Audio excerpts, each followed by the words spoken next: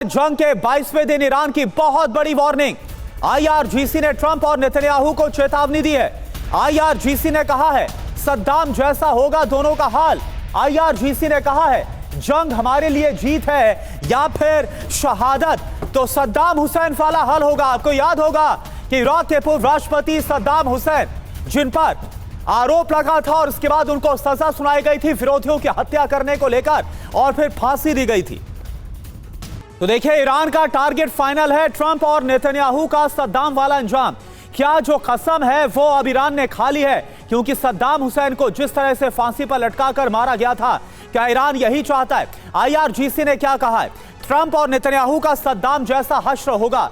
जंग में हमारी कोई अब असफलता नहीं है, हमारे लिए असफलता का रास्ता भी बंद हो गया है। हमारे सामने दो ही विकल्प हैं, दो ही रास्ते हैं, दोनों ही हमारे लिए सम्मान की बात है। एक रास्ता है शहादत का और दूसरा रास्ता है जीत का।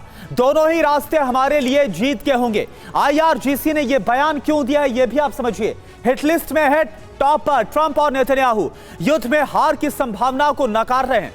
असफलता असंभव है जैसी सोच दिखाना भी, यह भी इस वक्त साफ तौर पर संकेत में नजर आ रहा है। दो ही विकल्प बताए गए हैं, शहादत या फिर जीत। आईआरजीसी की तरफ से दोनों को समान तौर पर सम्मानजनक ईरान ने बताया है। संघर्ष को जीत के नजरिए से पेश किया जा रहा है। और मनीष इस वक्त हमारे साथ जुड़े हैं और ज्यादा जानकारी के साथ। मनीष, ये तो आप बताइए ही कि कैसे ईरान की तरफ से इजराइल पर हमले हो रहे हैं, लेकिन साथ ही साथ ये भी बताइए कि क्या ये जो बयान है इसमें साफ तौर पर ऐसा लग रहा है कि ईरान ने ठान लिया है कि यह जंग तभी खत्म होगी जब वो ट्रंप और नेतन्याहू के साथ वही करेंगे जैसे सद्दाम हुसैन को फांसी पर लटकाकर मार दिया गया था? क्या यह संभव है?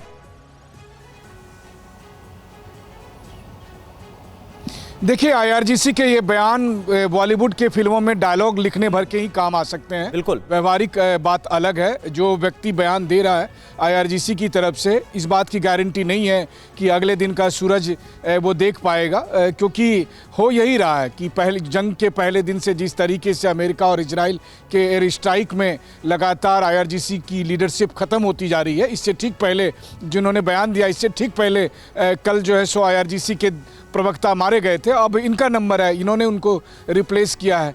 हकीकत यह है कि जब वो ये कहते हैं कि सद्दाम हुसैन जैसा हाल होगा, तो सद्दाम हुसैन का वो हाल किसने किया था? ईरान ने किया था? नहीं, उसका हाल इजराइल और अमेरिका ने मिलकर किया था। और ठीक उसी तरीके से आज की तारीख में देखिए ईरान की लीडरशिप का क्या हुआ। ईरान के सुप्रीम लीडर पहले ही दिन मारे गए, उसके बाद से सारी लीडरशिप खत्म होती जा रही है एक के बाद एक। ये बात सही है कि ईरान अच्छा लड़ रहा है, ईरान के हौसले को पूरी दुनिया सलाम कर रही है कि, और दूसरी बात यह भी है कि ईरान के पास कोई विकल्प नहीं है सिवाय लड़ाई करने के। लेकिन हाँ, अगर ईरान की इस लड़ाई का परिणाम ईरान के पक्ष में जाएगा, तो मुझे लगता है ईरान के कट्टर समर्थकों को भी ये सोचना चाहिए कि जंग की ये हकीकत नहीं है। हकीकत ये है कि हर बीतते पल के साथ वहाँ पर लगातार दर्जनों एयर स्ट्राइक हो रहे हैं और एक के बाद एक आईआरजीसी के लीडरशिप और आईआरजीसी की सैन्य क्षमता सब खत्म होती जा रही है। हाँ, ये बात सही है कि ईरान की तरफ से मिसाइल से यहाँ पर हमले हो रहे हैं, कुछ नुकसान भी हो रहे हैं। लेकिन आप देखिए ईरान और इजराइल में यही फर्क है कि इजराइल ने अटैकिंग की भी क्षमता बढ़ाई थी और डिफेंस की भी क्षमता बढ़ाई थी, जबकि ईरान के पास डिफेंस की क्षमता नहीं है, इसलिए ईरान में इतनी तबाही हो रही है। बिल्कुल, और 22 दिन के बाद हम देख रहे हैं कि ईरान को इतना ज्यादा नुकसान हुआ है, तो फिर ये बयान क्यों? संदीप त्रिपाठी सर, मैं आपसे समझना चाहूंगा कि एक तरफ तो अभी ये ईरान को लेकर साफ तौर पर नजर आ रहा है कि ईरान जो बची खुची उसकी लीडरशिप है, जो लोग अभी फैसला वहां पर ले रहे हैं उनको ही बचा लिया जाए, जो बची खुची उसकी सैन्य ताकत है उसको कैसे वो संभाल पाए, उसके बजाय उसकी तरफ से यह बयान दिया जा रहा है आईआरजीसी की तरफ से कि सद्दाम हुसैन वाला हाल होगा ट्रंप का, नेतन्याहू का। कैसे आप देखते हैं इसको? देखिए करुणा जी, जंग में कई बार इस तरीके के स्टेटमेंट आपको साइकोलॉजिकल बढ़त देते हैं। और मुझे लगता है कि मैं हमेशा इस बात को मानता हूं कि जंग में जीतता वही है जो लड़ता है। तो आखिर ईरान लड़ रहा है, ये सब दुनिया मान चुकी है, ईरान लड़ रहा है। और लड़ने वाला जो योद्धा होता है वो यही बोलेगा, वो कभी नहीं बोलेगा कि हम सरेंडर करने जा रहे हैं। और ये बात तय है कि अमेरिका मार रहा है ईरान को, लेकिन ईरान भी अमेरिका को मार रहा है। जिस प्रकार से ट्रंप में दहशत है, ट्रंप ने कई बार, कल का स्टेटमेंट ट्रंप को देख लीजिए कि अगर मुझे मारा गया तो जो ईरान दुनिया के नक्शे में नहीं रहेगा। तो ये जो दहशत है, जो डर है, दोनों तरफ से है। तो और इसी इसीलिए मुझे लगता है ये इस तरह के स्टेटमेंट इस बात के संकेत करते हैं कि इस युद्ध में कोई सेफ नहीं है, किसी की लीडरशिप सेफ नहीं है। तो मुझे लगता है कि ये अतिशयोक्त नहीं है, ये किसी भी जंग के लीडरशिप का एक दायित्व भी होता है कि अपने यहाँ के मोरल को बूस्टअप करे। और सिर्फ मोरल बूस्टअप नहीं है, मैं बता दूं आपको कि पूरे मिडिल ईस्ट में अमेरिका को निस्तानाबूद इसी ईरान ने किया है। और अभी सुबह की खबर थी कि हिंद महासागर में जिस प्रकार से बैलिस्टिक मिसाइल वहां पर फेंकी गई, तो मुझे लगता है कि ईरान लड़ रहा है और लड़ना ही एक युद्ध का एक धर्म होता है। आगे क्या रिजल्ट होगा, ठीक है। यानी त्रिपाठी सर, आपको इस बयान में कोई अतिशयोक्ति नजर नहीं आती और आपको लगता है कि इससे और जो ईरानी सेना है, जो IRGC की सेना है, उसका मनोबल और ज्यादा इससे बढ़ेगा। जो ताकत है वो ईरान दिखाने की कोशिश करे। हॉर्मुज स्ट्रेट को लेकर अमेरिकी राष्ट्रपति डोनाल्ड ट्रंप का बहुत बड़ा बयान। हॉर्मुज स्ट्रेट की हमें जरूरत नहीं है, डोनाल्ड ट्रंप ये बोल रहे हैं। यूरोप के लिए हॉर्मुज खोलने में जुटा। तो सवाल है कि क्या हॉर्मुज में फंस जाएगी अमेरिकी सेना? ईरानी प्लान को लेकर अमेरिकी इंटेलिजेंस का क्या दावा है? हॉर्मुज स्ट्रेट में ईरानी माइंस का जाल बिछ चुका है। ईरान के पास 2000 से 6000 तक नेवी माइंस वहां पर मौजूद है। ईरान के पास सदाव सीरीज की नेवी माइंस है। MDM-3 और MDM-6 आधुनिक रूसी माइंस मौजूद है। माइक्रो प्रोसेसर वाली आधुनिक माइंस भी ईरान के पास है। बड़ी बात आप समझिए, आसानी से पता लगाना मुश्किल है। टॉर्पीडो की तरह हमले में यह सक्षम है। बड़े टैंकर्स और युद्धपोत निशाना इससे बनाए जा सकते हैं। एक और बड़ी खबर, युद्ध के बीच डोनाल्ड ट्रंप और नेटो में फिर से ठन गई है। डोनाल्ड ट्रंप क्या बोल रहे हैं? डोनाल्ड ट्रंप ने कह दिया अमेरिका के बिना नेटो सिर्फ और सिर्फ कागजी शेर है। ट्रंप ने पोस्ट में नेटो देशों को कायर तक कह दिया है। तो आप देखिए, डोनाल्ड ट्रंप इस कदर खफा है नेटो देश से क्योंकि वो सैन्य मदद को लेकर आगे नहीं आए हैं और कागजी शेर कहा गया, कायर कहा गया। आप देखिए एक और बड़ी खबर इसको लेकर, पोस्ट के बाद मीडिया के सामने फिर से नेटो पर भड़क गए डोनाल्ड ट्रंप। ट्रंप ने कहा नेटो की स्थिति बहुत ज्यादा खराब है। ट्रंप ने कहा नेटो ने हॉर्मुज स्ट्रेट में मदद नहीं की। ट्रंप ने कहा हॉर्मुज से नेटो को ऊर्जा मिलती है। तो आप देखिए बार बार नेटो पर आखिर क्यों भड़क रहे हैं डोनाल्ड ट्रंप? ताजा बयान आपने सुना। युद्ध से नेटो की जो दूरी है इसको लेकर बहुत ज्यादा गुस्से में है ट्रंप। ईरान के साथ टकराव नेटो का मिशन नहीं है। हॉर्मुज स्ट्रेट में नेवी की तैनाती की मांग को नेटो ने खारिज कर दिया।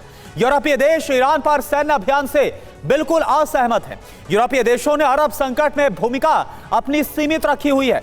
यूरोप ईरान के रिश्ते आप जरा इसे समझिए। कई नेटो देश कूटनीतिक संबंध बनाए रखना भी चाहते हैं। नेटो देशों का स्टैंड ट्रंप की सख्त लाइन से बिल्कुल आगे अलग है। तुर्की ने अभी हाल ही में विरोध भी किया था जिस तरह से हमले किए जा रहे ईरान के अंदर। रक्षा खर्च का जो मुद्दा है वो भी एक बड़ा अहम मसला है। अमेरिका का ज्यादा खर्च है लेकिन बाकी देशों का बजट बहुत कम है डिफेंस को लेकर।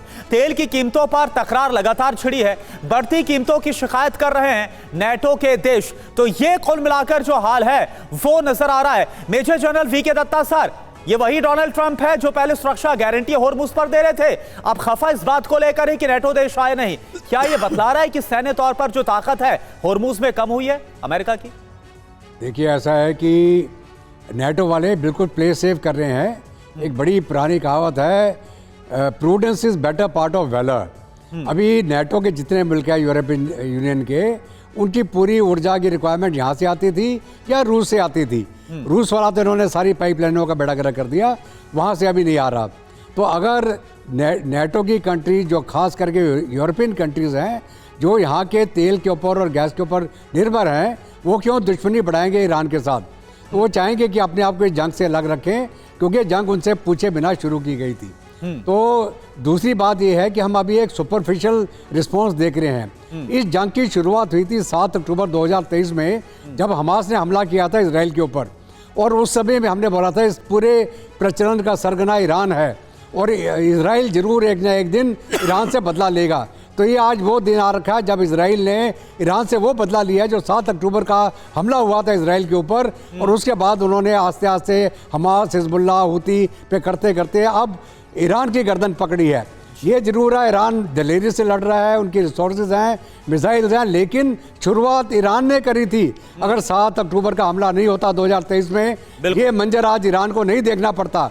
और दुनिया को ये सिचुएशन ना झेलनी पड़ती। Zero tolerance to terrorism. बिल्कुल, ये शुरुआत भी हमने देखी कि कैसे 7 अक्टूबर को वो हमास का हमला और उसके बाद जो युद्ध की शुरुआत हुई हमास के बाद हिजबुल्लाह और उसके बाद अब जो ईरान है उसके खिलाफ ये युद्ध चल रहा है। जर्मन चांसलर मर्ज का बहुत बड़ा बयान, राष्ट्रपति डोनाल्ड ट्रंप से फिलहाल संबंध ठीक नहीं है, मर्ज ने कहा है। तो मर्ज को आपने सुना और देखिए एक बार फिर से तेल अवीव का रुख करते हैं मनीष। बड़ा दिलचस्प है, ये वही डोनाल्ड ट्रंप है जो कि कभी नेटो को ये धमकियां दे रहे थे कि बिना अमेरिका के नेटो कुछ कर नहीं सकता। अब बकौल डोनाल्ड ट्रंप जो बाकी नेटो देश है उन्हें सिर्फ वो कागजी शेर बता रहे हैं। तो अगर कागजी शेर बता रहे हैं तो उनकी मदद को लेकर इतने बेचैन क्यों नजर आ रहे हैं?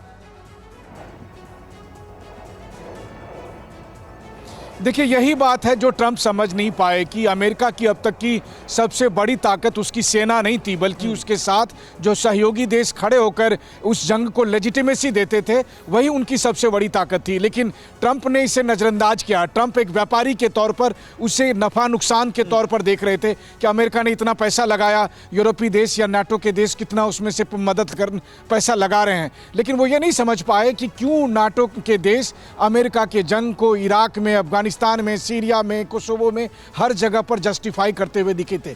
पहली बार ऐसा हुआ है नाटो के बनने के बाद से कि एक जंग में अमेरिका के साथ बाकी मेंबर खड़े नहीं हुए और नाटो और अमेरिका को हर कदम पर समझौता करना पड़ रहा है, हर कदम पर अमेरिका बेबस दिख रहा है। यही नाटो की असली ताकत थी जिसे प्रेसिडेंट ट्रंप को समझना चाहिए था। और जब नाटो को वो कागजी शेर कहते हैं, नाटो को वो कायर कहते हैं, तो दरअसल वो हिंदी में कहावत है ना कि सियानी बिल्ली खंबा नोचे। तो ट्रंप इस वक्त बुरी तरह से फंसे हैं। उनके हर एक्शन पर अंदर भी बाहर भी सवाल उठ रहे हैं और कोई ये आकर नहीं कह रहा है कि ट्रंप आपने सही कदम उठाया। इसके बावजूद कि मिलिट्री स्ट्राइक बहुत ज्यादा चल रही है, तब भी उनके घर के भीतर भी लोग कह रहे हैं कि ट्रंप हार रहे हैं। तो इस वक्त उनको कोई मदद चाहिए था। तो ये होता है, अगर आप केवल मैं करते रहे तो उसकी। बिल्कुल मनीष, आपने एकदम सही कहा कि भले ही सैन्य मदद ना पहुंचाई गई होती, लेकिन बाकी नेटो देश अगर कूटनीतिक तौर पर बयानों के जरिए ही समर्थन कर देते तो शायद से ट्रंप को मॉरली एक बड़ा सपोर्ट मिलता, एक ताकत मिलती, लेकिन वो भी नहीं मिल पा रहा है।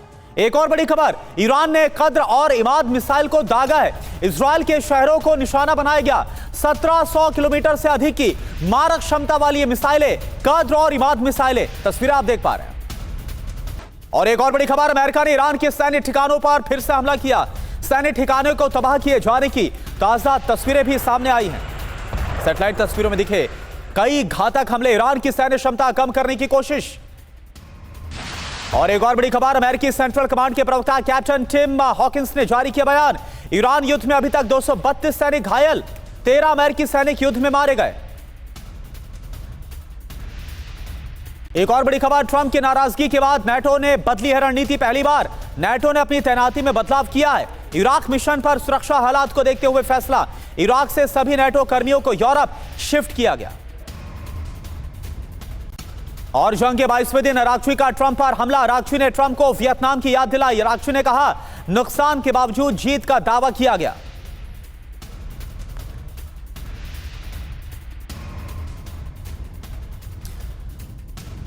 तो ये देखिए आप, ईरान के विदेश मंत्री अब्बास अरागची की तरफ से वियतनाम युद्ध की याद दिलाई जा रही है। तो अरागची ने क्यों कहा कि वियतनाम की तरह हारेगा इस बार भी अमेरिका? दरअसल वियतनाम वॉर के दौरान जमीनी हालात बहुत खराब हो गए। अमेरिकी जनता को अलग तस्वीर दिखाई गई। वेस्ट मोरलैंड से सकारात्मक बयान दिलवाया गया। वियतनाम में अमेरिकी सेना के जनरल थे वेस्ट मोरलैंड।